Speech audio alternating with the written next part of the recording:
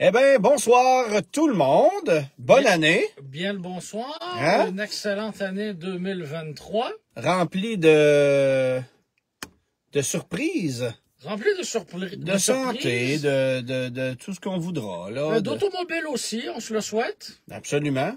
Oui, de nouveautés, bon, là, j'essaie de jouer après l'ordi, puis j'ai de la musique. Est-ce qu'on commence l'année en force avec un petit moment de sacrage sur mon ordi Apple? Non. Ah, d'accord. Non, on commence pas ça avec ça. Non. On va commencer par souhaiter bonne année à tous. Oui. Et prendre une petite gorgée. D'accord.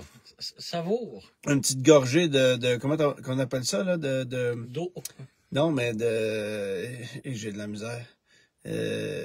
Qu'est-ce qu'on fait le 1er janvier? Un mot. Oui, qu'est-ce qu'on fait le 1er? Consonne. Qu'est-ce qu'on fait le 1er janvier? On prend des... Résolution. Voilà, c'est que je prends une gorgée de résolution. Ah, d'accord. Voilà. Elle est excellente. Alors, Germain... Est-ce que tu t'es inscrit au gymnase? Non. Pas encore? Je suis en train d'ajuster l'écran, comme tu peux voir. Oui, bien sûr. C'est On ça, se là, replace. on se replace. Ça fait 2 bonnes semaines. J'avais pas... J'avais pas touché à la grosse brune depuis le 22 décembre. 21 décembre. Les lumières étaient restées à peu près à la même place. La poussière s'est accumulée. Il y a encore les traîneries de la dernière fois qu'on a fait un live dans l'auto ensemble. C'était l'année passée. C'était il y a longtemps. Alors là, ben, on a décidé de se relancer, puis de continuer la traduction, évidemment, parce que ça fonctionne bien, puis les gens sont avec nous. Il y a déjà, 116 personnes qui sont avec nous sur le live. Puis évidemment, ben, si vous n'avez pas la chance de le voir, vous pouvez vous retrouver sur le site du Guide de l'Auto, sur ma page YouTube, sur Facebook. On va essayer d'avoir parfois quelques invités cette année. On va peut-être essayer, lorsque le temps le permettra, de se promener un peu avec la grosse brune, puis d'aller faire des live à gauche, à droite. Ça serait le fun de pouvoir faire ça. Il y aura quelques petits travaux à effectuer sur la grosse brune avant qu'elle reprenne la route. J'ai 4 pneus neufs, d'ailleurs, qu'il faut que j'installe. Parce que là, mais on a des suppléants en masse, là. On a des suppléants en masse? Oui. C'est-à-dire? Ben, le Grand Wagoneer, oui. Le Baron, le Oldsmobile. Le e-Baron. Le e-Baron. Et on peut raconter l'anecdote tout de suite. Hein? Bon. Pourquoi on l'appelle le e-Baron? C'est parce que il manque le L sur l'écusson. Donc, l'écusson du Le Baron moins le L, ça fait e-Baron. Et pour ceux qui ne savent pas de quoi on parle, as-tu une photo de la e-Baron? J'ai certainement une photo de cette voiture décorée de faux bois. Puis là, évidemment, si on avait un équipement adéquat, ben, on serait en mesure de glisser dans l'image actuelle des photos. On va le faire bien simple. Germain va nous trouver ça sur son cellulaire, puis je vais vous le montrer. Bien sûr. Mais la e-Baron, c'est une grosse brune 2, en fait, qu'on avait acheté ensemble l'année passée et que Germain... Finalement, je l'ai gardée. C'est ça. Germain a décidé de la garder pour en faire la bébé grosse brune ou la grosse brune 2. Là, une de plus. C'est ça. Qui se marie très bien à ton Oldsmobile Cutlass Cruiser oui. Et à mon Jeep Grand Wagoneer. Voilà la beauté, hein? Bon. C'est-tu pas beau, ça? Où t'as trouvé ça, ces beaux capes de roue là? Ces capes de roue-là proviennent de mon ami Sébastien. Ils étaient sur son Dodge Diplomate. Bon, c'est pas pire. Et c'est mieux que les capes de broche qui étaient un peu usées. Débrochées. Alors, débrochées. Alors, voilà. C'est ça. Mais pourquoi on rit de la e-Baron? C'est parce que ces derniers jours, tu as fait un périple aux États-Unis. Je vais en reparler un peu plus tard. Merci à Mathieu pour les étoiles. Et tu as visité un endroit qui s'appelle le Classic Automall. Et il y avait une Chrysler Le Baron comme celle-ci, une 79. Et surprise, le L n'était pas là. Aussi manquant. Alors, visiblement, c'était un défaut. J'espère que Stellantis va prendre la chose au sérieux et lancer une campagne de rappel parce que c'est tout à fait inacceptable, mais il faut prendre ses responsabilités. Mais bref, oui, Stellantis. Mais on commence à avoir une sérieuse collection de voitures brunes avec du bois. Oui, mais il faut que ça s'arrête à un moment, là. Puis là, ben, il y a Yves Roy, justement, qui est avec nous sur la page, puis qui parle d'un beau K-Car. Non! Il y en a un beau K-Car sur Bring a Trailer Oui. présentement qui Mais est... c'est pas un K-Car. Et quand je parle du Le Baron, tout le monde pense que c'est un K-Car. Non. Mais non, c'est comme un Volare ou c'est comme Ouais. un Aspen. C'était quoi le nom de cette plateforme-là? C'était la fin. C'est devenu M ensuite, mais on a répète-nous ça, Benoît? M. M. Oui, c'est ça. Oui, On a un M. spectateur. Oui, voilà. On a- Et on avait les diplomates, on avait les caravelles et tout sur cette plateforme-là. Fifth Avenue. Donc, le Baron, il est V8 propulsion, là, rien à voir avec les K-Cars. Ce qui nous amène à celui qui est affiché sur Bring a Trailer, un Ariès familial brun avec du faux bois. Une sacrée pièce de collection. C'est prêt pour Pebble Beach, si tu veux mon avis. Et il n'y a pas les logos dessus. Il n'y a pas les logos dessus. Fait que tu pourrais mettre des logos Ariès ou reliants selon ta préférence personnelle. De chaque côté. Oui, c'est ça. C'est deux logos qui reliant l'un à l'autre. On est en forme. D'accord. C'est ça. Bon, il y a j'avais un message, là ça déroule. Quelle année ta eBaron Phil demande? C'est une 80? 80, oui. C'est ça, 80. Fait que c'est la dernière année de cette génération-là avant que... non, c'est pas vrai. Il y a eu 80, 79? 78. 80, 81. 78. Pour le Town and Country aussi? Mais ils ont étiré ces plateformes-là tellement longtemps, je suis tout mêlé. La Volare, ils l'ont arrêté en 80. Oui. Oui. La Volare, c'est 80. Mais ça, ils l'ont continué un peu plus longtemps. Oui. Mais le Fifth Avenue, le Fifth Avenue est arrivé en 80. 81, autour de ça, oui. Mais c'est parce qu'ils l'appelaient la Le Baron Fifth Avenue, puis après ça, c'est devenu la Fifth Avenue. Il y a eu aussi ça a été très intermédiaire, là, la génération sur la plateforme R, si je me trompe pas. Ouais. C'était les Newport et New Yorker qui étaient plus long qu'un Fifth Avenue, mais c'est de 79 à 81. Donc, j'aurais envie de te dire que... Et ça, c'était particulièrement laid, ça. C'était pas très, très beau, mais voilà. Fait que, Éric Saint-Jean qui demande c'est quoi les étoiles. Ben en fait, vous pouvez nous envoyer des étoiles, puis ça nous donne des petits revenus pour les lives qu'on fait. C'est pas plus compliqué que ça. Ça paye l'électricité. Ça paye l'électricité. Fait que si vous envoyez, si vous envoyez 100 étoiles, ben c'est $1, puis etc. Fait que vous pouvez au bas de l'écran, vous allez voir des icônes, vous pouvez donner des étoiles comme ça. Puis c'est de la façon que ça fonctionne. Notre ami Roger qui est avec nous ce soir. Salut Roger qui est de retour de Floride. Mes parents aussi sont de retour de Floride. Ton père est allé faire un tour à l'Encan, ça a l'air? Ben absolument. Hein? Il s'est payé la traite. Je ne pensais pas Merci à Danick. Je ne pensais pas que c'était ouvert au public de cette manière-là, mais absolument, moyennant, je pense, $20, il y a moyen d'acheter une entrée pour un visiteur. Évidemment, on peut pas s'approcher de la ligne de l'Encan. Excusez, c'est du live. Voilà. Mais ça permet de voir de près tous les véhicules qui sont à vendre là, plusieurs milliers de véhicules à vendre à Kissimmee, à Mecum, et là en fin de semaine, on nous réserve là la crème de la crème. J'ai très hâte de voir s'il y aura des ventes records de ce côté-là. Ça va être intéressant à suivre.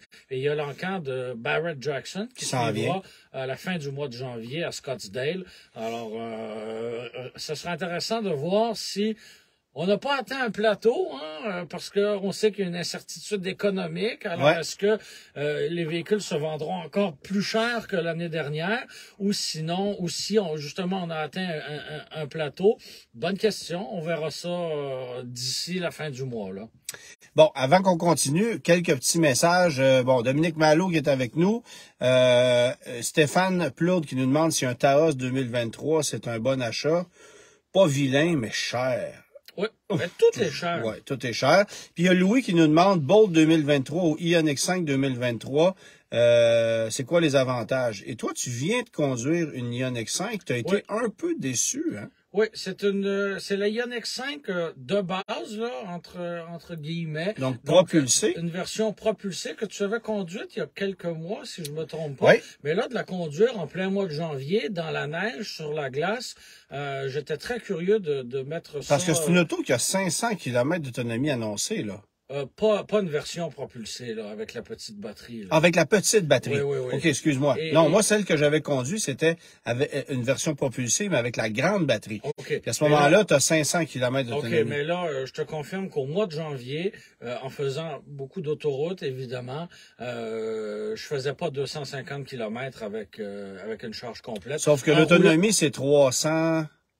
Oui, un petit peu plus que 300. 320. Mais toujours est-il que faites attention à la version que vous allez choisir. Là.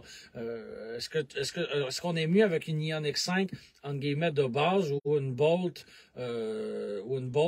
Ben, parce que moi, j'ai une Bolt, les gens le savent, d'ailleurs, elle est là, à côté. Une Bolt, par les temps qui courent, là, je fais 280 à peu près. OK. Ben, c'est vraiment... Tu fais pas plus que ça si tu fais un peu d'autoroute avec la Ioniq 5. Pour moi, l'avantage de cette voiture-là, c'est l'espace à bord. Ça m'avait frappé quand j'avais conduit une version Ultimate, je sais pas quoi, l'année passée. Là. Il y a énormément de place. Même si le conducteur est grand, il y a énormément de place à l'arrière. Le coffre est énorme aussi. Il y a un grand dégagement. C'est large comme véhicule. C'est très, très, très spacieux. Mais malheureusement, avec la petite batterie, il n'y a pas de miracle à faire. Non. Et le fait qu'elle soit propulsée, tu sais, il n'a pas fait beau, là. La semaine passée, un peu de verglas, de neige. Je n'ai pas senti que cette voiture-là était handicapée d'une quelconque manière, là. Pas plus qu'une voiture traction essence traditionnelle pourrait l'être, là. Ce qui m'a plu. Hein, j'avais pas de grandes attentes. L'antipatinage embarque vite. Faut composer avec ça. Ah ben oui. Mais le fait que le poids soit bien réparti, pour moi, ça en fait un atout. Alors, c'est tout à fait utilisable en hiver. On n'a pas besoin d'avoir les 4 roues motrices. L'attrait des 4 roues motrices, pour moi, c'est d'avoir les 2 moteurs. Tu vois, il y a Francis, il dit, es-tu game de faire un Montréal-Québec avec ta Bolt? C'est sûr que je vais le faire à maintes reprises cet hiver, puis je vais en faire une vidéo d'ailleurs, parce que je vais partir du garage ici, moi je demeure à Blainville, me rendre à Québec, au centre Vidéotron, là où je vais tourner, c'est 265 km, là, porte à porte, je l'ai calculé plusieurs fois. Si tu roules 119, tu le feras pas au mois de janvier. Bon, c'est ça, fait que je vais faire le test. Mais...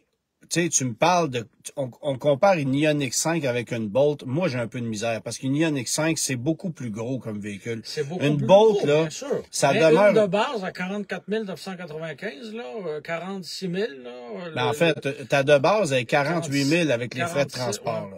Parce que la de base, tu la considères pas, il n'y a pas de pompe à chaleur. Fait que tu payes 2 000 de plus pour aller au deuxième modèle, rajoute les frais de transport, tu es à 48 49 000. La Bolt...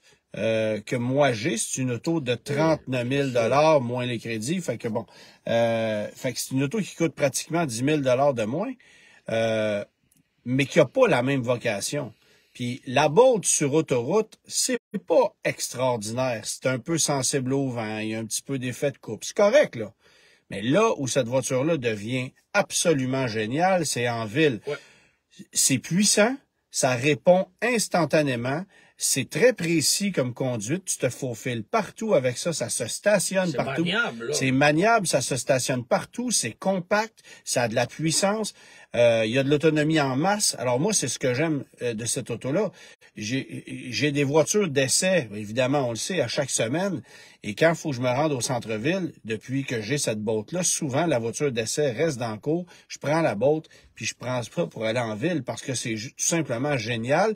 Puis en plus, il y a des voies incitatives, il y a un stationnement incitatif au bureau où on travaille, toi et moi, quand on y va. Il y a toutes sortes d'avantages. Ce qui permet, contrairement à moi, d'avoir la place en avant du bureau. C'est ça, exactement. Parce bref. Que même Pierre-Carl, il n'est pas stationné aussi proche quand il vient au bureau. Là. Comment? Ouais, c'est ça. Même Pierre-Carl, quand il arrive, il n'est pas stationné aussi proche. Mais je pense qu'on le dépose à la porte et qu'on va stationner le véhicule après. Ah, pas de question. Sauf correction, là. Oui. Mais Pierre-Carl n'a pas vraiment choix. Oui. d'une Bolt. Oui, oui, Parce oui. que lui- C'est un fervent de véhicule électrique. Oui, oui, là. absolument. Il se promène en Model X. Oui. Alors, c'est son véhicule personnel. Quoi choisir entre les deux? Ben, ça dépend vraiment des besoins, mais c'est sûr que le budget est pas le même. Puis, en bout de ligne, je pense que la valeur d'une Bolt aujourd'hui, évidemment, pas si on va dans une Bolt EUV Premier avec toutes les options qui est rendue à 50 quelques mille, là. Là, j'irai pas là, mais pour une Bolt de base, je pense que la valeur est super intéressante. C'est un peu pour ça que j'en ai acheté une. Ça m'amène à réfléchir à quelque chose. Est-ce que tu posséderais 2 véhicules GM sur le point de disparaître? Oui, Voilà un point commun de plus. mais sais-tu quoi? Je Quoi? pensais à ça l'autre fois. Vas-y. Chaque fois que je m'achète un véhicule neuf, Il arrête de le faire. oui. Ben, tu sais, à un Le moment donné, Frontier, ils ont arrêté. quand Le je- Ram, ils n'ont pas arrêté, par exemple. Ils ont Ouais, fait mais longtemps. ils ont lancé la nouvelle génération, mais ils l'ont transformé en classique. Ouais. Mais souvent, c'est ça qui est arrivé. Je me suis acheté un véhicule, puis l'année d'après, il le laissait tomber ou à peu près. Puis, tu Mais en sais, même temps, ça respecte ce qu'on met de l'avant, c'est-à-dire de ne pas acheter la première année de non, c'est ça. fabrication. là. C'est ça.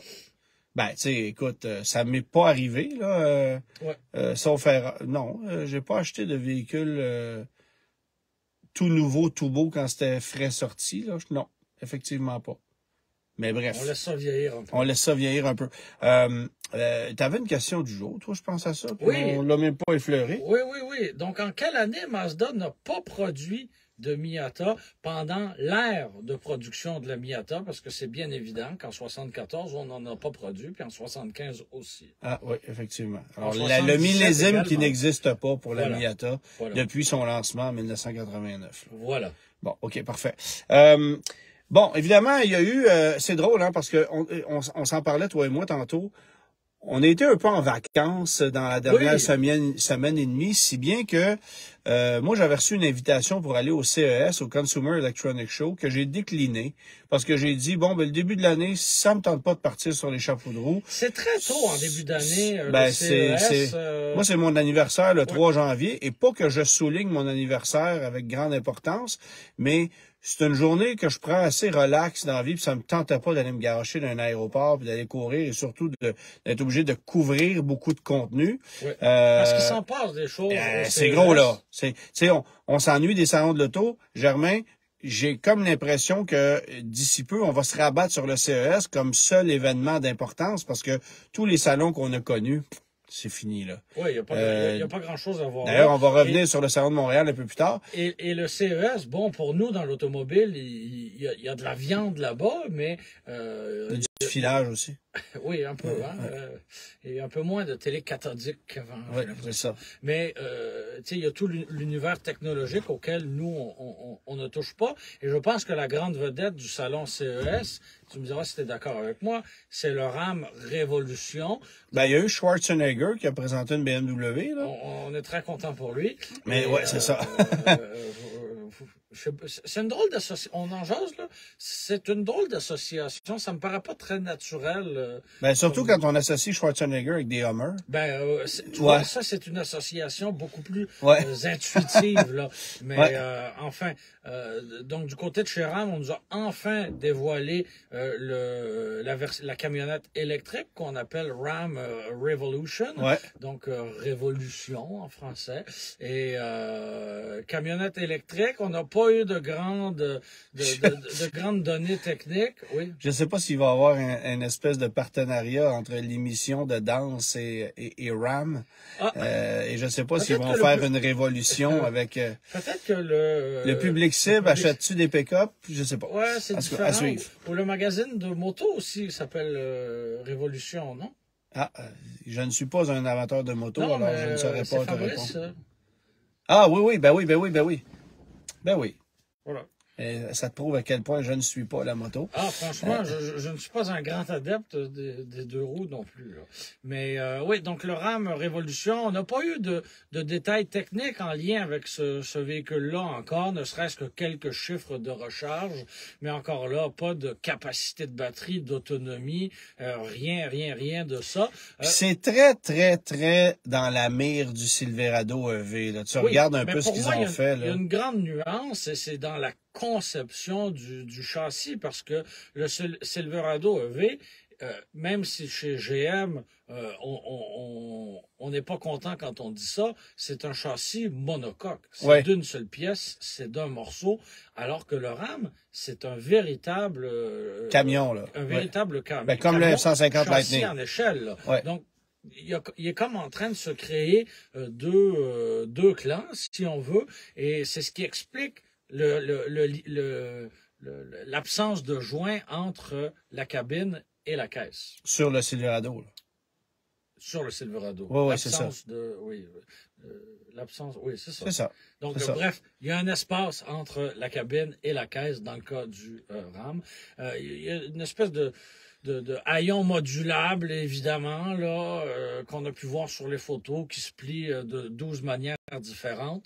L'accès de la cabine vers la caisse aussi. Mais j'ai hâte de voir à quel moment on arrivera avec ce véhicule-là, parce que même chez GM, on nous parlait de année modèle 2024 pour une arrivée 2025 aux États-Unis. Donc, ça nous mène à 2026 ici. Hey, c'est loin, là. Ben, c'est très loin. C'est très loin, puis... Ça a le temps d'évoluer aussi. Tu sais, Ford a le temps d'inonder le marché de F-150 Lightning. On en voit tous les jours sur les routes, déjà. Ouais. Ils ont fait pareil avec le Mach-E, hein. On voit des Mach-E partout, avant même qu'on ait vu au Salon de l'Auto l'Equinox puis le Blazer électrique, là. Puis on est encore très loin d'un Journey électrique, là. Oui. Voilà. Il y a Phil Lachance qui dit un autre avantage du Lightning, c'est sa carrosserie en aluminium plus durable. De grade militaire. Hey, permettez-moi. De grade militaire. Moi, j'aime utiliser les termes justes et exacts. De grade militaire. Moi, l'aluminium sur un F-150 ou sur un Super Duty, j'ai vu ça là, se défaire comme une canette de conserve quand quelqu'un a eu une crevaison sur l'autoroute. L'autre fois, j'ai vu ça. Un Super Duty, le gars a eu une crevaison, son pneu arrière a explosé. Ça défait la caisse au complet. Oui, mais c'est léger. Ça aurait été une caisse en acier. Il serait rien passé. Mais là, la caisse s'est défaite au complet. Combien tu penses ça coûte, cette crevaison-là? Ça coûte une caisse. C'est épouvantable. Et tu peux pas l'aluminium. acheter une caisse. Et il faut dire un truc aussi. Puis Phil, je sais pas si vous êtes un représentant Ford, si vous êtes un amateur du Lightning ou du F-150, mais pour avoir parlé à des gens qui travaillent chez Ford et des gens qui font de la carrosserie depuis quelques années, on a lancé le F-150 en aluminium en 2015 et actuellement, il y a plusieurs problèmes de corrosion sur de l'aluminium, sur des F-150 de dernière génération. Ça corrode. C'est pas de la rouille qui tache orange comme de l'acier, mais ça corrode. Et c'est pas très résistant. Et il y a des F-150 âgés de 4-5 ans où on voit des signes c'est pas de la corrosion, mais ça corrode, ça commence à s'émietter, à s'effriter. Même quand on n'a pas d'acier, on arrive à faire rouiller nos véhicules chez Ford, c'est fantastique. On réussit ça. Fait que moi, je suis vraiment pas vendu à l'aluminium. Oui, OK, c'est plus léger, mais tout ce que ça implique comme coût supplémentaire pour sauver quelques dizaines de livres sur un camion qui en pèse 5500, moi, je fais comme, bon... à un moment donné, je pense qu'il faut juste trouver une certaine logique. Il y a Dominique Malo qui dit qu'il faudrait demander l'avis à Gilles Thibon. Oui. Mais ça, t'as juste à mettre un recouvrement de caisse, puis ça va être correct. Oui, absolument. Pour cacher les trous quand il va défoncer. Oui, c'est ça. C'est parfait. C'est ça. Non? Oui, c'est sûr. Mais revenons au RAM parce que on en parle, mais en même temps, oui, Martin qui dit c'est de l'oxydation. Merci, absolument. Je cherchais le mot. C'est vraiment ça.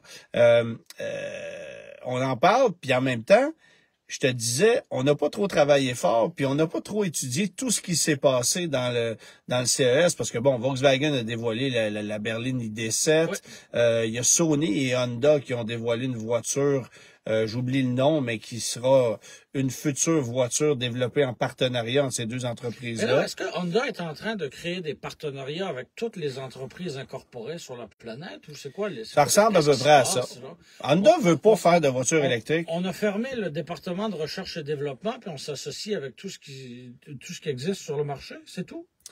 Ben, on va chercher des expertises là où les experts sont. Tu sais, on sait, c'est ça. Ouais, Mathieu attends, qui parle de là. la AFI là, c'est ça. Ouais. Non, mais chez Honda, là, on en avait un, là, département de ressources et développement. On en a des ingénieurs au Japon, c'est fort.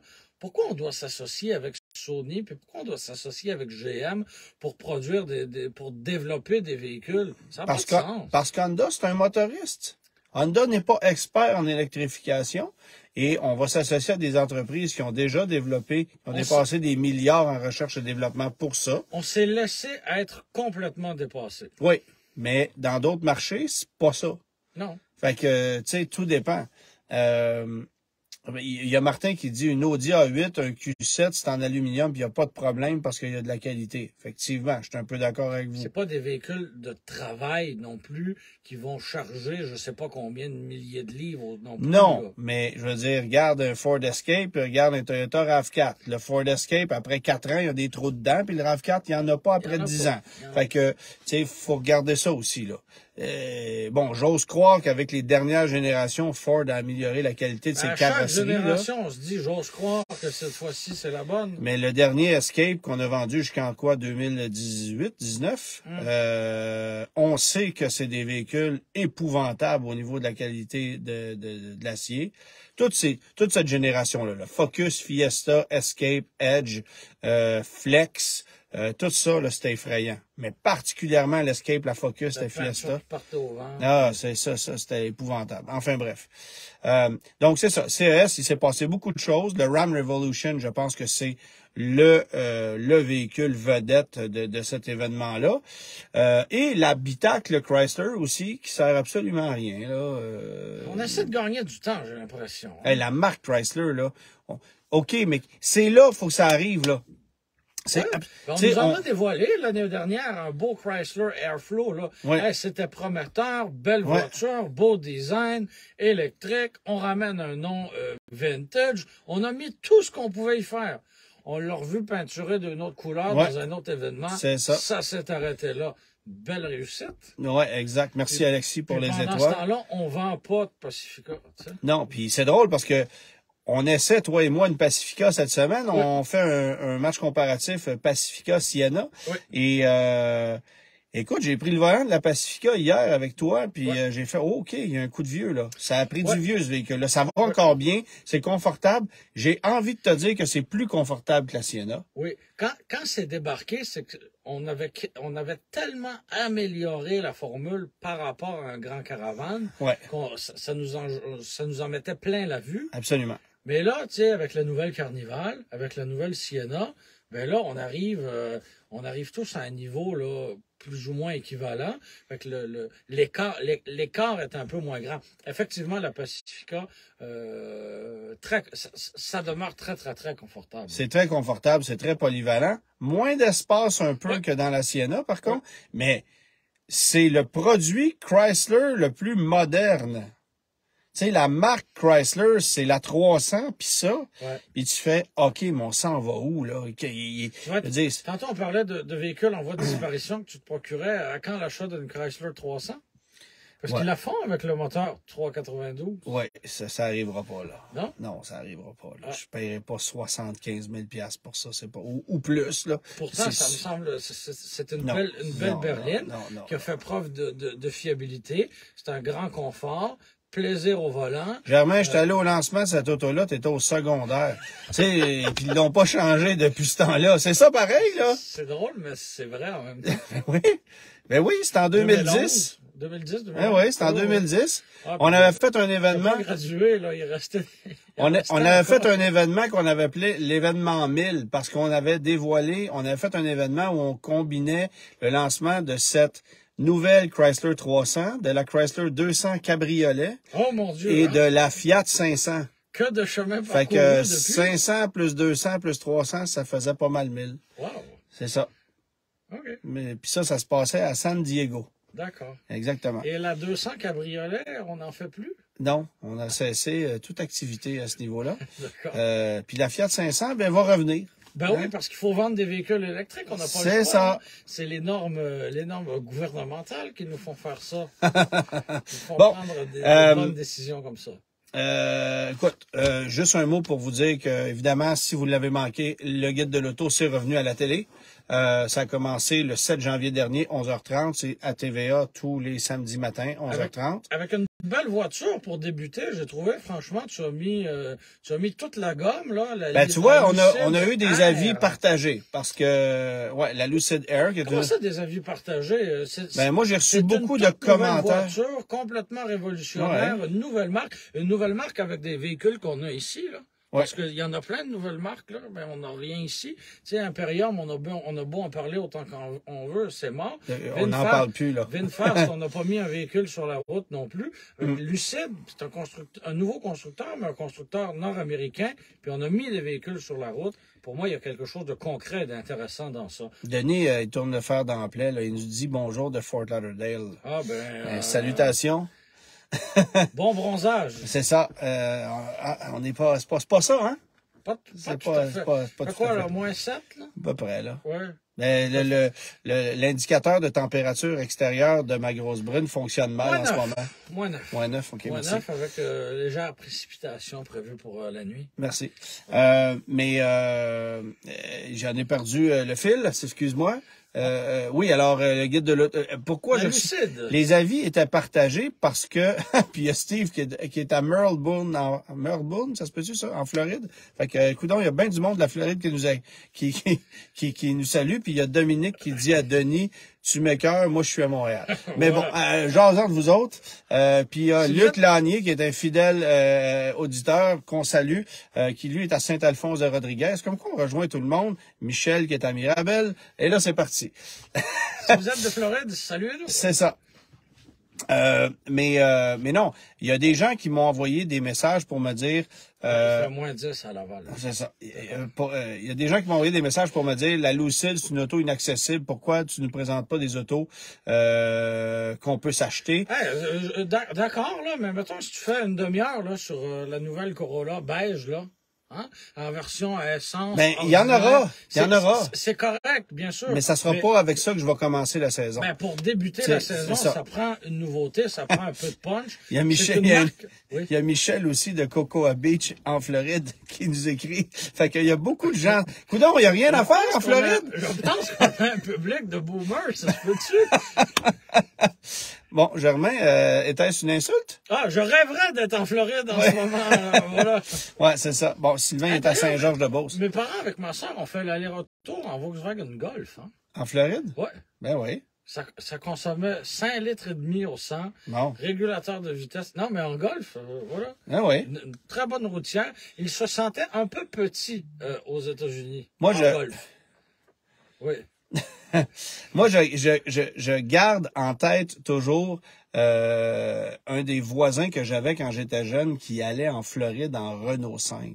Ah, c'est Écoute, audacieux, là. ça fait mal au dos, là, une Renault Ouais. 5 sur 2500 km. Ouais. Fait que Aller-retour. Oui, C'est 2 fois, là. C'est 5000 Ouais. là, au total, là. ouais, exactement. Ça fait mal au dos, oui. Fait que tout est possible, Germain. Une Golf 2020, c'est quand même très confortable. C'est le grand luxe. Fait que Luc qui me dit bravo pour le premier épisode, merci. Semaine prochaine, c'est le Tundra hybride qu'on met à l'essai. Un peu orange, si je me Un trompe peu pas. orange, Ouais. oui, avec des beaux motifs de camouflage. Mais on le voit quand même. Hein, c'est ça. Ouais, c'est comme, je suis pas un fan, mais le camion quand même technologiquement, c'est vraiment pas si mal. Là. C'est vraiment pas si mal. Tu vois, il y a Alain qui dit j'ai une GTI, je fais 5,9 litres au 100 à 115 l'été. Ouais, c'est ça. Ouais. Mais là, l'avantage aux États-Unis, c'est que si tu roules à 120, là, tout dépendant des États, tu es dans la voie de droite puis tu ralentis le trafic. Ouais. Ouais. Tu sais, c'est ça. Fait que Ouais, c'est ça. ça fait un peu grimper la consommation. Là. Ouais, exact. Voilà. Bon, l'autre, moi je m'en... Hey, ça, j'aime ça. Émission dans la Grosse Brune en Floride. Hein? On descend avec la grosse brune, puis on en fait un là-bas. C'est pas parce qu'elle n'est pas capable, hein? Non, mais pour ça, il faudra envoyer beaucoup d'étoiles. Oui, on va être déficitaire. On va être déficitaire sur le gaz. On va récolter les pétropoints à la place. Ouais, c'est ça. Ouais, c'est ça. Là, bon, un petit mot pour vous dire, vous avez peut-être vu passer ça cette semaine. Chevrolet qui a confirmé qu'on allait produire une Corvette électrique. Là. Les rumeurs sont confirmées. On l'appelle la E-Ray? Ouais. E-Ray? C'est comme ça. E-Ray. E-Ray? Ouais. Pour Raymond? Non? Non. C'est pour Ray Charles. Stingray. Stingray, c'est ça. C'est ça. La E-Ray. C'est ça. Mais j'aurai la chance d'aller voir cette voiture-là cette semaine. C'est pour ça qu'on fait ça mardi. Ah, c'est ça, parce que demain, je dois quitter. J'ai aucune information, je n'ai rien vu, ni rien lu. On garde toutes les infos de la voiture pour moi demain. Puis moi, j'ai un festival d'embargo à signer. Il faut même que je donne le numéro de série de ma caméra puis de mon téléphone pour pouvoir approcher la voiture. Parce que si jamais je partage des photos avant la date, ça vous donne une idée du sérieux de la chose. Mais je peux vous dire que je m'en vais voir la Corvette électrique demain, après-demain en fait. Et puis la E-Ray. Tu pourras dire... Il rayonne-tu, dit Charles-Antoine. Nous, étant maître de jeu de mots, on le placerait où, ce jeu de mots-là? Un 7,5 Un fort. 7,5? OK, parfait. C'est bon. Alors, félicitations pour l'effort, Charles-Antoine. Mais bref, je vais avoir la chance d'aller voir ça. Et d'ici quelques mois, on aura la chance de conduire la Corvette Z06 aussi. Oui. Bref, il y a beaucoup de choses qui s'en viennent dans le monde de la Corvette. Un mot pour te dire aussi, j'ai trouvé ça intéressant. On va parler dans quelques instants du petit périple que j'ai fait dans le temps des fêtes avec quelques amis, mais je suis arrêté aux États-Unis, en Pennsylvanie, chez un concessionnaire Chevrolet. D'accord. Et je suis rentré là, il y avait 2 Corvettes neuves dans la salle de montre, prêts pour la vente. Alors, disponibles, neuves chez le concessionnaire. Mais la stratégie chez GM aux États-Unis, en fait, chez les concessionnaires aux États-Unis, diffère de la nôtre. Dans la mesure où la règle permet aux États-Unis de vendre une voiture au-delà du PDSF. Alors qu'ici, c'est interdit. On laisse place au libre marché voilà. Un peu plus, alors qu'au Canada, c'est un petit peu plus réglementé. Mais qu'est-ce que c'est une bonne idée? Oui ou non? Ben non, parce que regarde bien. Ici, là, un concessionnaire GM commande une Corvette PDSF 88 500 $. Oui. Peut pas la vendre plus que 88 500 $ par la loi. Donc, on fait quoi? On la met en vente par le concessionnaire voisin qu'on possède également et on la vend 25 000 de plus. Bon, ce qui veut dire que le concessionnaire Chevrolet vend pas de Corvette, ne tiendra pas non plus de Corvette d'occasion. Puis si on vend une Corvette, on la reverra jamais. Puis ce qui va arriver aussi, c'est que si la Corvette revient, elle va repartir aux États-Unis ou elle va repartir en surenchère chez un autre concessionnaire. Bref, Chevrolet perd le marché de la Corvette parce qu'on la vend pas assez cher. Aux États-Unis, c'est différent. La voiture coûte 88 500 $. On la vend 88 500 $ plus 20 000 $ de frais d'ajustement de marché. Puis on la vend 108 500 $, puis c'est ça le prix. Mais on sait pourquoi cette réglementation-là est en place. C'est pour éviter de, excuse-moi l'expression, fourrer les consommateurs à tour de bras, des gens peut-être un peu moins alertes ou tout simplement pas connaissants du marché automobile, signeraient en bas du contrat, puis partiraient avec le véhicule, puis hop, le concessionnaire leur aurait soutiré 10 000 $ de plus. C'est pour éviter ça, tout simplement. Je comprends. Mais d'un autre côté... Parce que là, le cas des Corvettes... oui, c'est un cas un peu unique, c'est correct. C'est un cas un peu unique. Tu veux pas que monsieur ou madame X, Y, Z se présente dans un concessionnaire et se fasse arnaquer. Il y aurait un peu trop de place. Ce serait peut-être un peu trop facile. Là. Ben, c'est sûr que au Canada, l'autre problématique, c'est que la pénurie d'inventaire fait en sorte qu'un concessionnaire Toyota pourrait décider de te vendre un RAV4 à essence 5 000 de plus juste parce qu'il l'a. Oui. Bon, oui, je comprends. Mais d'un autre côté, dans le cas de la Corvette, ça n'a pas de bon sens parce que Chevrolet perd le marché. Tu sais, on se demande encore pourquoi Chevrolet n'a pas monté le prix de la Corvette plus que ça. Puis pour répondre à ça, ben c'est pas dur. Tu pouvais pas vendre une Corvette en 2019 à 85 000 puis arriver l'année d'après avec une Corvette à 145 000 Pourquoi pas? Ben, parce que tu viens de perdre tout le marché, toute ta Là, clientèle. là. Elles se vendent toutes 145. Ouais. Mais en même temps, c'est quoi le message que tu envoies quand tu t'appelles Chevrolet? Tu peux pas dire ma Corvette, elle va monter de prix de 40 000 ou de 50 000 piastres d'un coup. Mais dans les faits, C'est ça qui arrive. Elle coûte Mais Chevrolet ça. peut pas le faire. Ben, si on n'assume pas, on n'assume pas, là. Ouais, c'est ça. Bon, ben, regarde, il y a Dominique qui dit un F-150 Lightning à vendre chez un concessionnaire Ford à 150 000. Ben, c'est ça. Tu sais, C'est absurde, là. c'est complètement absurde. Il s'est Parce que vendu là, sur Bring a Trailer, ça un fait F-150 Lightning, aujourd'hui, pour 95 000 piastres américains. Parce que là, au Canada, ça fait quoi? 6 mois comme il faut que les premières unités ont été vendues. Ouais. Fait que ça permet de rouler un peu plus, là. Ouais, c'est ça. Mais, de toute façon, on va finir par en faire des Lightning, là. Oui, Puis, oui. on va finir par en faire, puis ça n'a pas de bon sens, là, payer ça, là.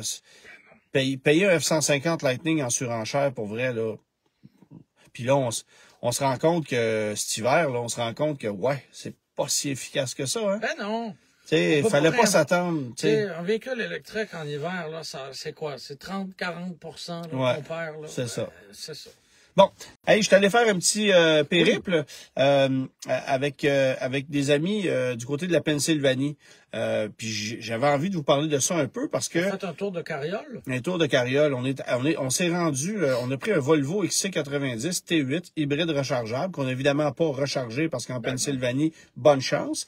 Le temps de te dire que si tu roules avec ça sur autoroute à 120 km/h, tu vas faire 10 litres et demi au 100.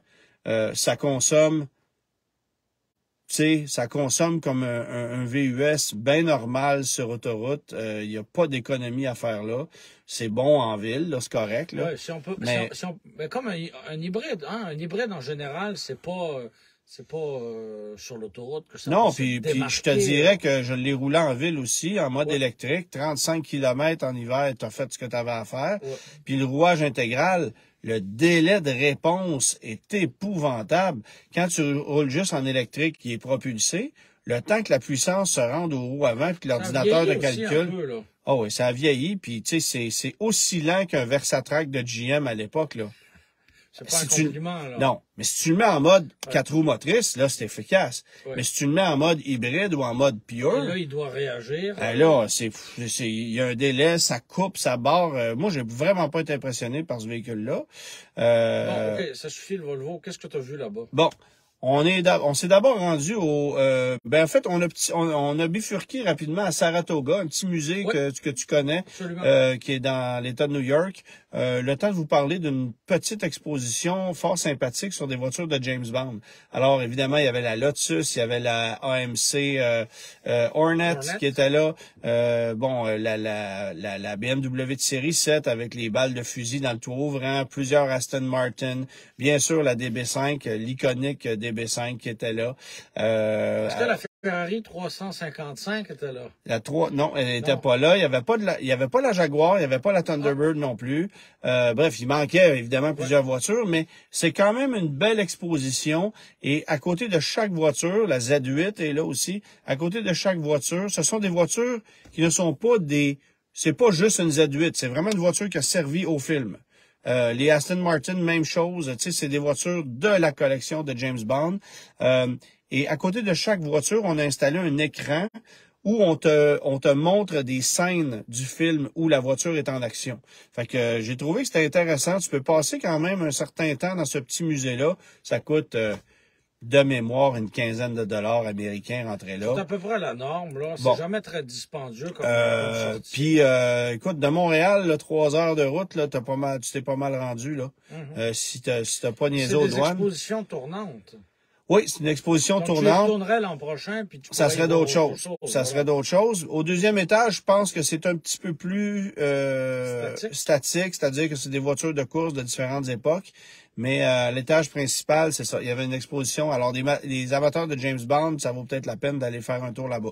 Après ça, on a roulé beaucoup. Est-ce que ça t'a donné le goût de te retaper chacun des films? Quelques-uns, je te dirais. Oui? Oui, oui. C'est qui pour toi, James Bond? Tu sais, on n'est pas de la même génération, là. Tu sais, ton James Bond, quand tu penses à James Bond, c'est quel acteur? Ben, Pierce Brosnan. Ah oui? Ben, OK, bon, moi, même alors. ouais, c'est Pierce Brosnan, là. OK. C'est, pour moi, oui, là. OK. Je pourrais te dire Sean Connery, là, mais ça serait une menterie, là. OK, C'est OK. pas assez Ah, vieux mais pour je suis ça. surpris quand même. Ouais. Très bien. Et puis, ben, tu sais, l'attrait de regarder James Bond, c'est aussi de voir Halle Berry sortir Oui, de l'eau, oui, mais ça, oui, bon, il y a oui, tout oui. ça. C'est la plus grande qualité Oui, de Pierce ce film. Brosnan. là. C'est ça. Mais, C'était l'instant macho. de la oui, semaine. un petit peu quand même. Ben, tu vois, il y a Stéphane qui dit, c'est Stéphane Monette, que je salue, qui dit, c'est Roger Moore pour lui. Il dit, je suis vieux. Oui. Pas ben plus que moi, Stéphane, là, Non, mais il a quelques peut-être années de commencé à différence. les écouter plus jeunes que toi. Ouais, c'est ça, c'est bon. J'ai étiré l'époque de Knight Rider, moi, un peu plus longtemps, tu sais. D'accord. David Hasselhoff, je le trouvais cool. D'accord. Ouais. Aujourd'hui, quand tu réécoutes ça, avec Quand le tu recul, le vois, lui, en 2022, ouais. c'est plus difficile aussi. Là. Bon, qu'est-ce que tu veux? Non? Oui, oui. On deviendra tous has-been un jour, faites-en pas. Je sais pas. Ben oui. OK. Ben oui. Alors, j'ai fait ça. Après ça, on a roulé plusieurs centaines de kilomètres pour se rendre du côté de la Pennsylvanie parce que j'ai un ami à moi qui avait besoin de pièces pour sa Corvair. Ça se commande chez Napa, ça? Non, Non. D'accord. il n'a pas là-bas. Et bref, on s'est rendu au Corvair Ranch. Je ne croyais pas que c'était possible un endroit comme celui-là. En plein cœur de la Pennsylvanie, on est arrivé dans un endroit où il y a des centaines de Corvairs. En fait, c'est un... Tu sais, il n'y a pas 50 modèles. là, C'est de une Corvair, cour à là. scrap de Ouais. Corvair. Parce que la Corvair, là, mettons qu'on fait le décompte, là, t'as une berline, t'as un coupé, Ah non, mais t'as une station, t'as la vanne, puis t'as Le pick-up. le pick-up. Oui, mais sur 3 générations. Oui, mais ce que je veux dire, ça fait pas tant de modèles. Là. Non. Puis Puis là, il y qui en a- restaure des Corvairs aujourd'hui? Moi, c'est ça que je me suis posé Des comme amis question. bizarres comme ton ami. Oui, lui, il a Des acheté, gens il a acheté bizarres comme une Greenbrier, qui est Oui. le fourgonnette. Mais quand on est arrivé sur place, d'abord, c'est inondé de Corvairs partout. Ce que les Américains restaurent surtout, c'est le pick-up. Là, j'oublie le nom là. Mais le Corvair pick-up, c'est ce qu'il y a de plus restauré et c'est ce qui vaudrait le plus cher comme Corvair de collection, disons. Maintenant, il y a des Corvairs Monza, des Corvairs coupés, il y en a avec des moteurs turbo, il y a des Greenbrier, il y a des familiales qui sont très belles. Est-ce que c'est la familiale que je restaurerais personnellement? Non. Tu sais, je m'achèterais un Kingswood Estate avant ça, là, tant qu'à être dans cette époque-là. Mais c'est quand même... Il y a certaines de ces voitures-là qui sont très cool. Mais là où j'ai été surpris, c'est que le propriétaire de l'endroit, qui est là depuis près de 40 ans, Et les autos, tu m'as montré quelques photos. Les autos, ça paraît qu'elles sont là depuis près de 40 oh, oui, ans c'est ça. aussi, C'est là. ça, parce que moi, j'ai vu une photo... À part des moulures puis des contours de lumière, là, qu'est-ce que tu peux Ben non, mais c'est récupérer qu'on de fait ça, tout là? là-bas. C'est que Non, mais dans les épaves, dans le gazon, là, on va dans le rebâtir des champ, pièces qui tu sais. sont là. On va partir de pièces existantes, on va les rebâtir, on rebâtit des moteurs, on les améliore, on rebâtit des transmissions. Il y a des boîtes manuelles, il y a des transmissions Powerglide qui allaient là-dedans, il y a des différentiels, il y a des longerons de châssis, on refait tout là. Puis on te vend tout ce qui s'appelle moulure, emblème, accessoires intérieurs, bref, il y a vraiment de tout. Un rack à bagages qui allait sur le toit d'un Greenbrier, tu peux avoir ça là. Il y a plein de trucs. Puis ce que mon ami a acheté essentiellement. 4 vis. Puis on a acheté des caoutchoucs, des moulures, des joints de portière, des trucs comme ça. Quand je dis on, c'est pas moi, c'est mon ami qui a mis la main là-dessus pour un prix super raisonnable. Puis mais ce qui m'a été, là où j'ai été surpris, c'est que le type me disait envoyer des pièces au Japon, en Angleterre, en Europe, à différents endroits. Qui est le Japonais qui restaure une Corvair? Un Tu sais? expatrié. Tu sais, j'ai trouvé ça vraiment, vraiment spécial. Donc, il y a un monde autour de la Corvair que je ne connaissais pas. Ouais. Et visiblement, il y a beaucoup d'intérêt pour ces voitures-là aux États-Unis qui se sont faites, comme je te disais, sur un peu plus d'une décennie. Mais, tu sais, oui, ça a été important pour Chevrolet dans Ouais, les... c'est pas... Mais tu sais, on pas s'entend, là, c'est ça pas n'a une pas marqué pas une Chevelle puis une Camaro, puis jamais tu vas voir une cour à scrap avec des centaines de Chevelles puis de Camaro comme non, ça. parce qu'ils ont été restaurés. Tu sais, c'est ça. Mais valait la ouais, peine. voilà, Luc Lanier, il dit c'est le Corvair Ramside. Ça, Oui, c'est parce le qu'il pick-up. Il y avait le petit, je sais pas si on peut appeler ça un haillon, mais une espèce de panneau latéral. Ouais.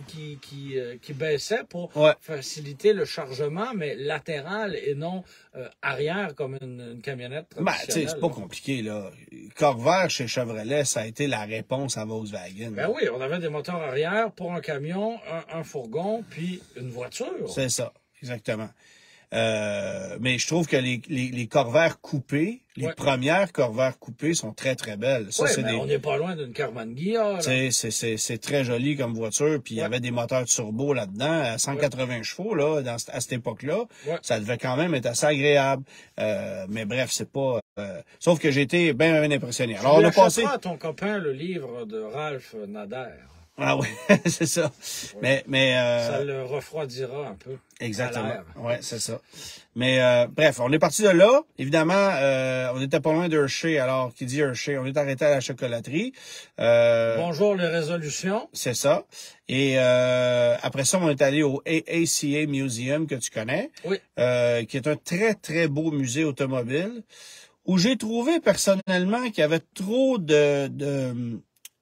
il y avait trop de voitures de course. Si tu t'intéresses pas à la course automobile, je te dirais que le 25% du musée, c'est de la course automobile. Puis j'ai fait, écoute, faut que tu sois un érudit, un connaisseur de course automobile pour t'intéresser à ce qu'il y avait là.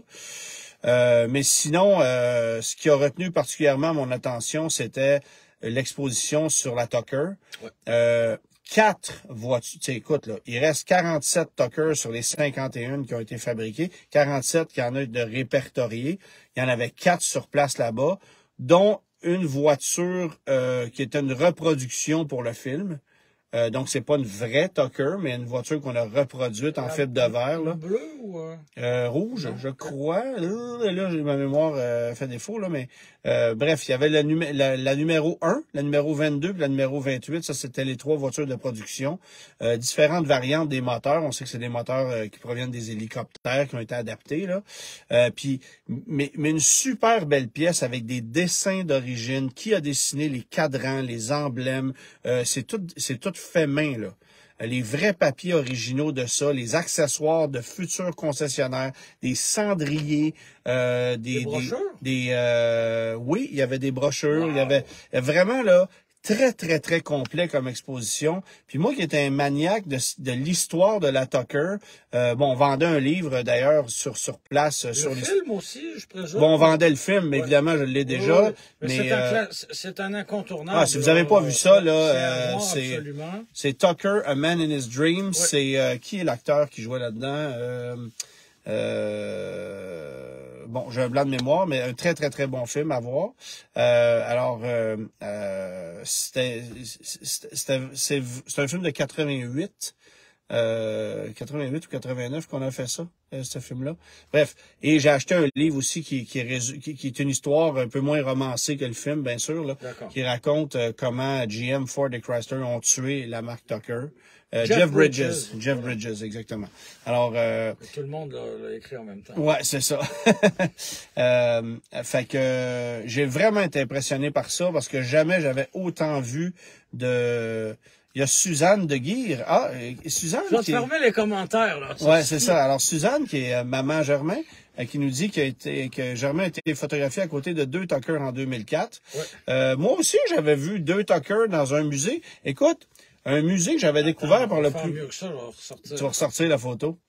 J'avais découvert un musée, moi, au Texas, pas loin d'Austin, où c'est un très beau musée où il y avait 2 voitures Tucker sur place avec un moteur en exposition. Puis le type m'avait permis de m'asseoir au volant de la Tucker. Bref, fait que ça, j'ai des bons souvenirs de ça. Mais j'ai répertorié le numéro de chacune des Tucker que j'ai vues, que j'ai dans mon ordinateur, parce que oui, des fois, on est intéressant. Ouais, c'est ça. Des fois, ça frise. La Bon, passion s'en va un peu champ gauche, mais bref. Oui, puis. Là, je sors des archives familiales. Donc, c'était en 2011 au musée Swigart. L'une des deux est un prototype. Ben, en fait, les 3 premiers, c'est des prototypes. Ben, Numéro 1, 2, 3. Une des deux sur la photo. OK. Parce que le dessin. La Il y a rose est un Stéphane prototype, Sanson oui. qui dit il y a 51 Tucker en existence. Il y a 51 Tucker qui ont été fabriqués, mais il y en a 47 qui sont encore répertoriés. Les 4 autres, on ne sait pas elles sont où. Puis il mentionnait que Francis Ford Coppola possède 2 Tucker.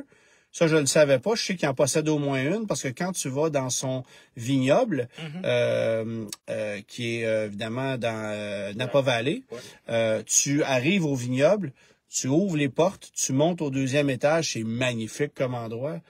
Et bon, Francis Ford Coppola, évidemment, c'est lui qui a réalisé le film Tucker, A Man in His Dream et qui a aussi réalisé les 3 films du Parrain.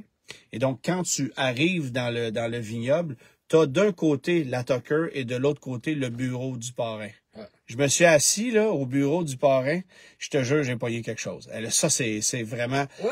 Ah, écoute, moi, j'ai écouté le parrain. Puis j'étais... Là, t'es assis là, puis... J'aurais pogné quelque chose assis dans la Tucker, là, mais le bureau du parrain... Ouais, ben je l'avais déjà fait, peut-être, en tout cas. Okay. Mais de se retrouver... J'ai trouvé que c'était 2 vraies belles pièces pour Francis Ford Coppola quand t'arrives dans le vignoble. C'était vraiment génial. Mais ça, c'est une exposition à ne pas manquer si vous êtes dans la région. Puis si vous descendez au sous-sol, il y a des autobus de différentes décennies. Écoute, je suis embarqué dans un autobus, je connais pas les marques d'autobus, là, mais... Fait que cette semaine, t'as pris l'autobus et le métro? Oui. Mon Dieu. Oui, parce qu'hier, j'étais allé au hockey voir le Canadien manger une volée, puis j'ai pris le métro avec Fiston, effectivement. Mais il y a des autobus de toutes les générations, dont l'autobus qui a servi au film, voyons, j'ai un blanc de mémoire, Speed, ouais, c'est ça. Fait que l'autobus est là. Il y a des autobus qui ont apparu dans différents films, d'ailleurs, qui sont là. Collectionner les autobus, c'est quelque chose. Ça prend un peu de place, mais il y a quand même des trucs intéressants. Oui. Et la troisième place qu'on a faite cette journée-là, c'est le Classic Automall, qui est aussi, qui est à quoi, 1 heure de là. Imagine-toi, là, les galeries d'Anjou, là, ouais. vidées. Ouais. On a rempli ça de voitures à vendre. Ça donne... Puis c'est toutes des voitures en consignation. Wow. Et c'est pas compliqué. Toi, tu décides de vendre ta e-Baron. Tu l'envoies là-bas. Eux vont s'occuper de gérer ta voiture, de s'assurer qu'elle reste en bonne condition, qu'il n'y a pas une crevaison dessus, de s'assurer qu'elle est propre. Ils vont l'afficher sur leur site. Ils vont l'afficher sur leur site, ils vont en faire la promotion et ils vont se garder 10% du montant pour la vente. Pas plus dur que ça. Fait que tu vas avoir 10 000 $ pour ta voiture, ben ils vont se garder 1 000 $. Puis bon, je sais pas si y a pas un montant minimum, puis s'il y a pas, évidemment, si tu vends une auto à 1 million, ils se gardent du 100 000. Je ne sais pas là. Mais grosso modo, dans les voitures qu'on regardait, ce qu'ils nous disaient, c'était à peu près 10%. Il y a un beau Ford Crown Victoria avec très très peu de kilométrage. Ouais, 16 000 milles. J'avais vu, bon, il y avait, on l'a dit un peu plus tôt, là, il y avait une Chrysler Le Baron comme on a mentionné. Mais une voiture qui a retenu mon attention particulièrement, c'était un Mustang GT 90 5 litres, manuel, sans toit ouvrant, Bourgogne intérieur, tissu gris, de 26 000 milles, neuve, vraiment impeccable. C'était 2 tons ou... Ouais, 2 tons, c'est une GT. Rouge et gris? Ouais, rouge et gris. On en demandait 47 000 américains. C'était beaucoup, beaucoup de sous, mais j'ai rarement vu... C'est le prix d'une neuve. Puis j'ai rarement vu une 5 litres, une Fox Body comme ça. J'ai rarement vu, monsieur m'en vu. J'ai rarement vu une 5 litres aussi propre que ça. D'accord. Bon, il y a énormément de Corvettes, là. Si tu vas là puis que tu trouves pas la Corvette de ton choix, je sais pas ce qui se passe, parce que sur 1000 autos, il devait y avoir au moins 125 Corvettes, là. Des vieilles Jag, des vieilles Rolls-Royce, là, tu sais, des affaires qui valent plus grand-chose, difficiles à vendre, ça, je n'avais un peu. Il y avait aussi beaucoup de voitures bien intéressantes. Tu sais, des Supra de deuxième génération, des Z, des MG en super belles conditions, beaucoup de muscle car de toutes les conditions.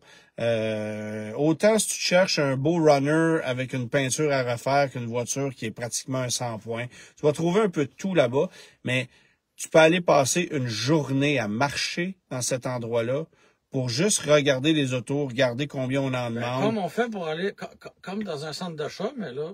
Ouais, c'est ça, exactement. C'est exactement ça. Sauf que, tu sais, c'est un centre d'achat où il y a pas... tu pourras pas manger là. Il y a pas de... Ouais, il y a pas de restaurant, il y a pas de... Tu sais, c'est à peine s'il y a des toilettes, là. Ouais. D'ouvert. C'est servi des infrastructures et du bâtiment, puis c'est tout. Puis, tu sais... C'est ouvert au public? Ah oui, tu rentres là. La seule chose qu'on te demande, c'est d'écrire ton nom à l'entrée, puis ton numéro de téléphone, puis après ça, tu vas te promener. D'accord. Fait que... Ils vont m'appeler, c'est ça? Hein? Ils vont m'appeler? Ouais, c'est ça. T'as mis mon...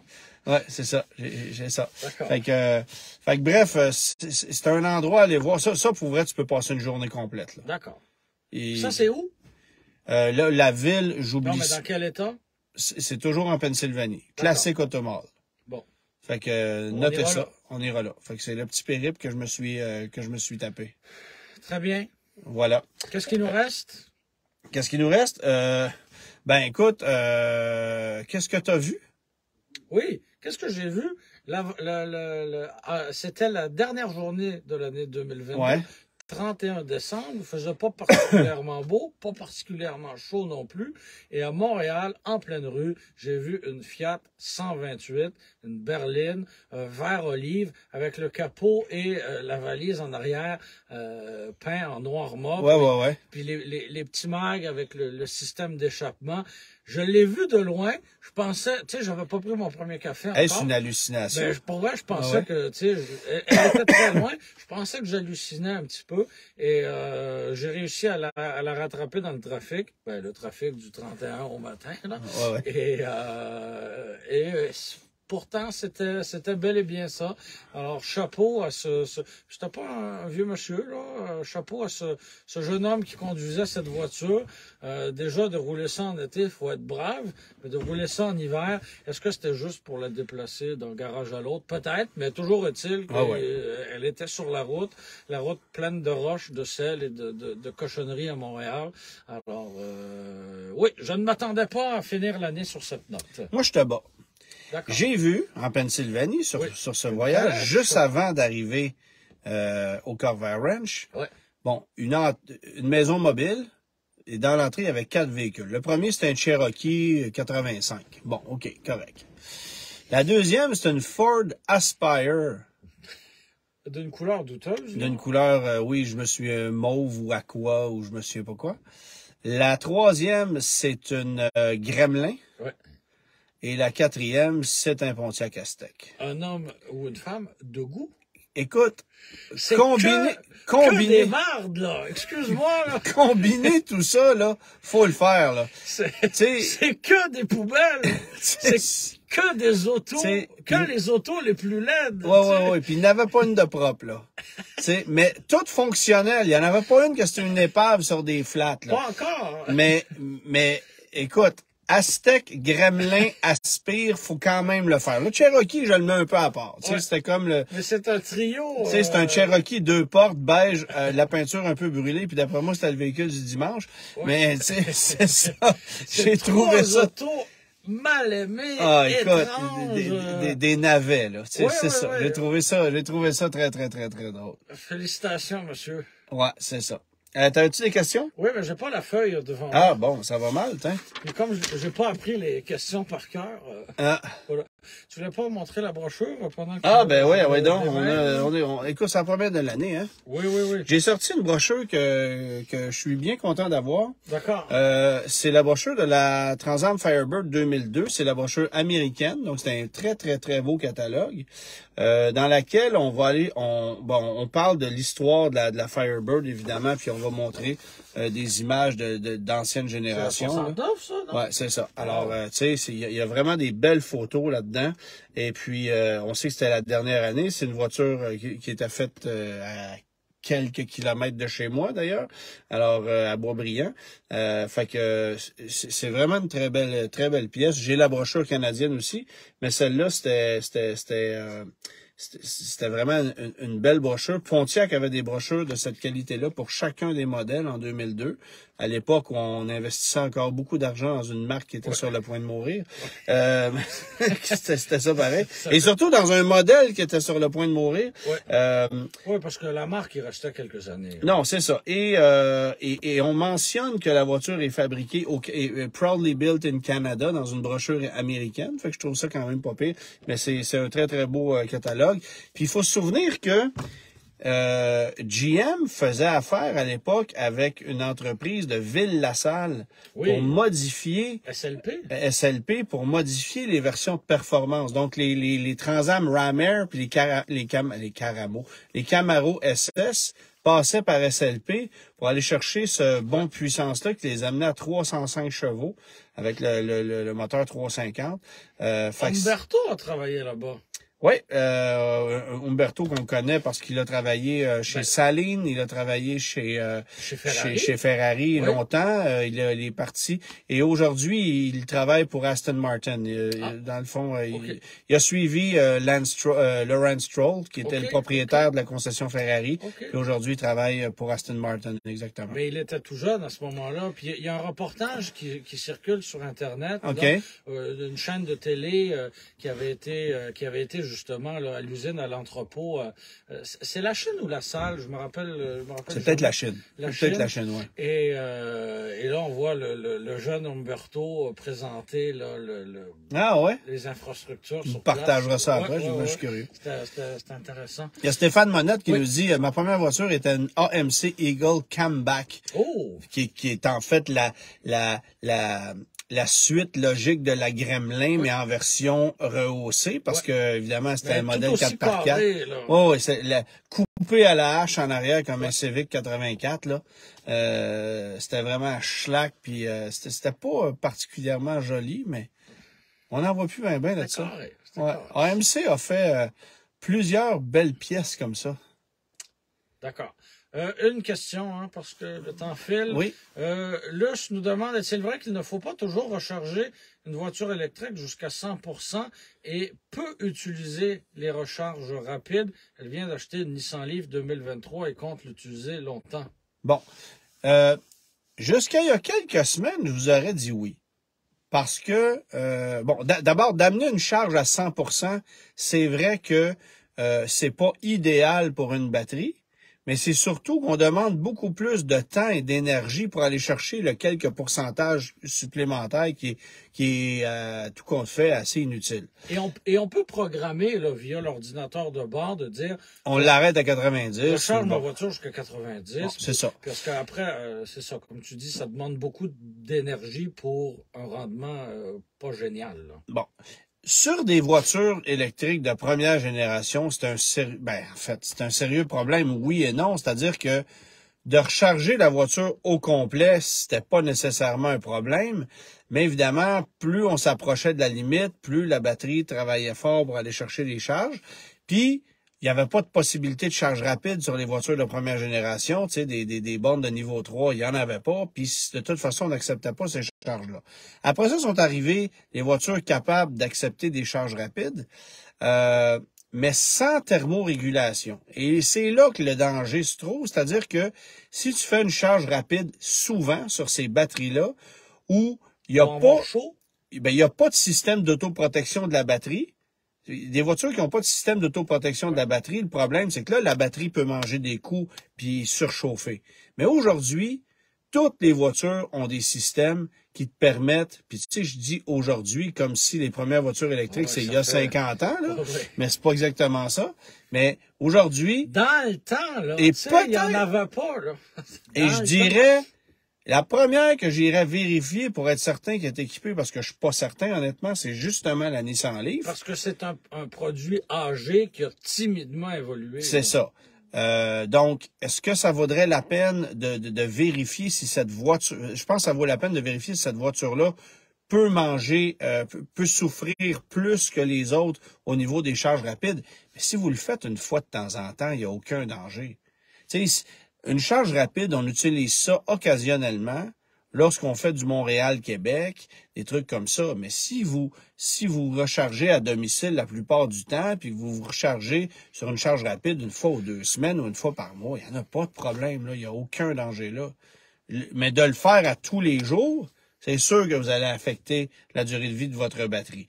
Mais moi, je posais la question à un expert, justement, puis je disais, j'achète une Polestar 2 demain matin, je fais une charge rapide... une fois par semaine? Une fois aux 3 jours. Il dit peut-être que ta batterie, au bout de 5 ans, va avoir perdu peut-être 5% de plus de son autonomie que si tu l'avais chargé normalement. Fait que c'est pas la catastrophe parce que ces voitures-là ont quand même des systèmes d'autoprotection aujourd'hui dans la plupart des cas. Fait que c'est pas quelque chose qui m'inquiéterait tant que ça. Mais oui, sur une Leaf, je vérifierai un petit peu plus. Réponse de la question quiz? Oui, 1998. Absolument. Alors, on a vu 95, on a vu 2005, j'ai vu plusieurs réponses passer. Il y a Steve qui nous demande, est-ce que vous écoutez l'émission Transmission Impossible? Si oui, qu'en pensez-vous? Moi, je l'écoute depuis le début, chaque semaine. OK, parce que moi, j'ai vu un épisode. Oui. Je connais Michel Poulain personnellement. Oui. Je connais pas les autres types dans l'émission. J'ai vu un épisode une fois. Puis c'est peut-être par paresse que je l'écoute pas, parce que probablement que ça m'intéresserait, mais j'ai pas... Non, ça parle de vieux chars. Ouais, je sais... Non, mais... T'aimerais pas ça. Mais j'en entends de plus en plus parler de cette émission-là, puis... Je pense que les codes d'écoute sont au rendez-vous. C'est une formule... C'est clair. C'est une formule intéressante. Et ce que j'aime, c'est qu'on n'essaye pas de faire comme les Américains, de restaurer une auto en 5 minutes avec 2 gars puis une paire de pinces. Là, ouais. On joue pas cette carte de la magie, là. On suit l'évolution d'un projet. Je te donne un exemple.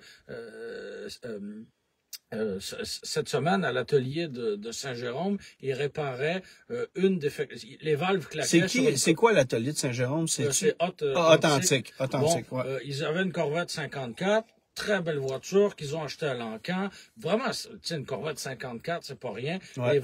Les valves claquaient. Fait que là, on suit le mécano qui l'ouvre puis qui répare ses affaires. Ça, c'est le Blue Flame 6 qu'il y a là-dedans. Exactement, exactement. Alors, tu suis un petit peu plus en détail et ça paraît beaucoup plus réaliste que de voir en 22 minutes la restauration d'un véhicule qui prendrait 2 ans normalement. J'ai vu, évidemment, Authentique. Ouais. Moi, j'en entends beaucoup parler dans la région. La réputation est pas 100% excellente sur certains des véhicules qui ont été vendus là, mais bon, comme n'importe qui, il y a peut-être de la jalousie là-dedans.